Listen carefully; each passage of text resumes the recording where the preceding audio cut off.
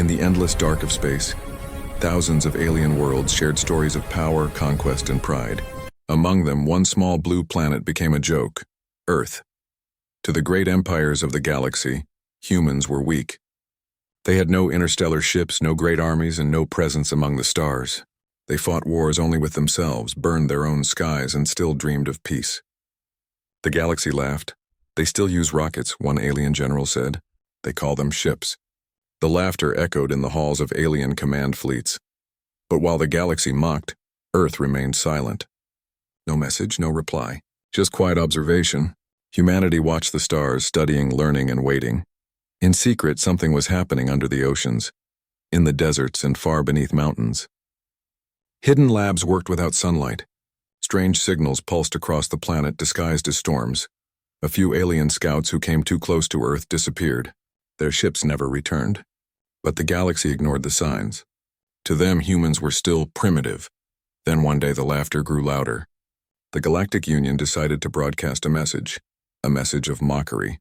It said, "To the people of Earth, surrender your skies before you even reach them." The message spread across every human screen, and for the first time, Earth responded with silence. Deep, complete silence, but somewhere far above the atmosphere, something was waking up. A strange metallic shadow moved across the moon's surface. Small signals began to form a pattern, a pulse. The galaxy thought Earth was finished. They had no idea. The silence was only the beginning. Weeks passed after the Galactic Union's mocking message, but Earth remained quiet. No human leaders spoke, no broadcasts were sent, no ships appeared. The galaxy began to believe that humanity had accepted its place, weak and silent. Then something strange happened. A fleet of alien scouts was sent to orbit Earth. They expected no resistance, only a peaceful surrender. But when their scanners tried to read the planet, the system started to fail. Static filled their screens. Every signal bounced back with strange interference, like something was blocking them. Captain Arhoth, commander of the alien fleet, frowned at his monitor. "Why can't we see their cities?" he asked. The technician replied, "Sir, it's like the entire planet is covered by an invisible shield." Before they could investigate, one of the smaller alien ships disappeared from radar. Then another. The crew panicked. "Maybe it's a system error," someone said. But soon their communication link broke. A deep static sound echoed across all frequencies, rhythmic, like a heartbeat. The fleet turned their cameras toward the moon. Something enormous was moving in its shadow, metallic, silent and triangular. Captain Arhoth stared. "That's not one of ours," he whispered. Before anyone could react, a single transmission came through. It was short and calm, a human voice, deep and steady. "Leave our orbit." The alien command froze. No one knew where the signal came from. It didn't match any Earth-based transmitter. And then the voice repeated, louder this time, "Leave, now." The galaxy had laughed at Earth for years, but in that single moment the laughter began to fade, replaced by fear. The Galactic Union could not believe what had happened. Their strongest scout ships had vanished near a planet that wasn't even part of the star charts of power. Earth, the weak world, had somehow silenced them. At the Council of Empires, confusion spread. "It must be a natural failure," one leader said. "Humans can't do this." But deep inside, fear began to grow. Still, the Union decided to test Earth again. They sent a larger fleet, 50 ships armed with plasma cannons and shielded drones. Their mission was simple: approach Earth, record data, and if needed, destroy anything that resisted. When the fleet arrived, the planet looked peaceful. Blue oceans, white clouds, silent cities. Not a single weapon detected. The alien commanders laughed again. "Such beauty," one of them said, "and such weakness." But as they prepared to descend, a new signal appeared, not from the ground, but from the darkness behind the moon. It wasn't noise this time. It was a message. A calm, cold human voice spoke again. "You were warned once. Do not test our silence." The fleet froze. The voice didn't sound angry, it was only steady, confident. It carried something deeper, something ancient. Then their sensors went blind. Every radar, every scanner, dead. The stars vanished. Even their own ships disappeared from the screens. It was as if they had been swallowed by the void. A few seconds later, one ship reported a shadow approaching. Massive, slow, and silent.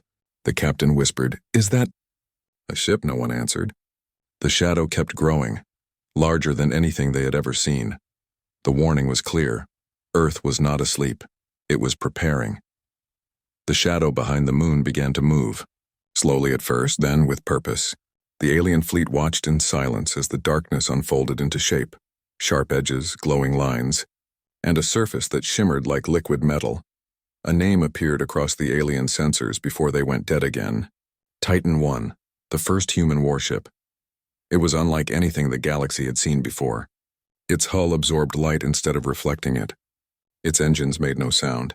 And yet the stars seemed to bend slightly around it, as if space itself feared to touch it.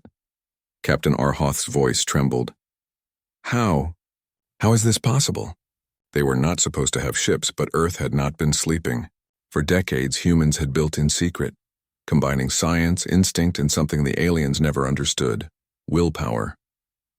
They studied ancient alien signals, learned from every crashed probe, and designed what no empire believed possible. Titan I opened its wings, releasing streams of blue light that looked like rivers of fire. Its surface panels shifted as if alive. From its front, a single beam shined toward the alien flagship, not as a weapon but as a warning. Inside the ship, a voice echoed again. "This is Earth Command. You entered forbidden orbit. Withdraw immediately." The aliens hesitated. One of them laughed nervously. "They bluff. Fire now!" Before their weapons could charge, Titan I moved. No explosion, no noise, just a flash. And then 3 alien ships were gone, erased like dust in wind. The fleet froze. No one dared to speak. For the first time, the galaxy realized Earth was no longer the joke of the stars. The silence after the first strike was terrifying. Dozens of alien ships floated motionless, afraid to move, afraid to breathe. Titan I hovered quietly, its glowing edges flickering like lightning trapped in metal. Then, the alien commander broke the silence. "Fire everything!" he shouted. Blue beams and plasma storms filled the dark sky. Explosions lit the space around Earth like a second sun. For a moment it looked as if the human ship would vanish. But when the light faded, Titan I was still there.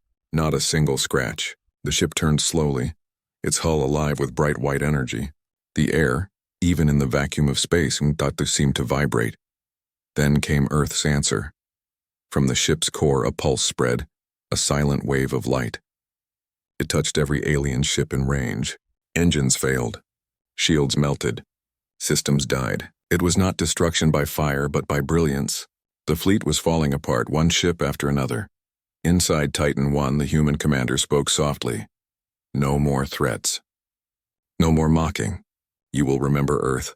One alien captain begged for mercy. "Stop, we surrender." But Titan I didn't fire again.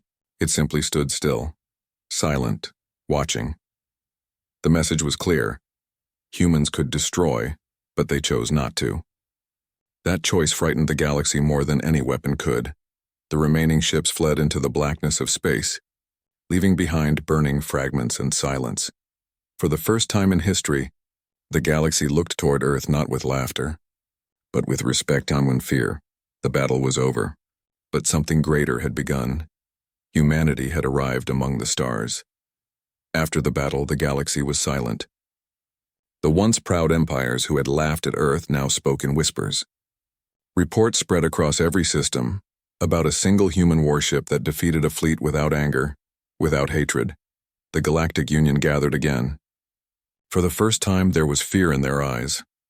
Humans were supposed to be weak, one leader said quietly. Another replied, "Weak? No, they were patient." On Earth, the people didn't celebrate. There were no parades, no victory speeches. Instead, they worked quietly, rebuilding, learning, and preparing for what might come next. Humanity knew the stars were watching now. Titan I returned to its hidden base near the moon. Its crew looked at their blue planet below, fragile, glowing softly in the dark. The commander whispered, "We didn't fight to conquer. We fought to be left in peace." Across the galaxy, messages began arriving. Not threats this time, but offers of alliance, trade, and respect. The same species that once mocked Earth now called it the guardian of balance. But humanity had changed. They had seen what power could do. They chose not to rule, only to protect. Earth became a symbol, a reminder that silence can be strength and peace can be sharper than war.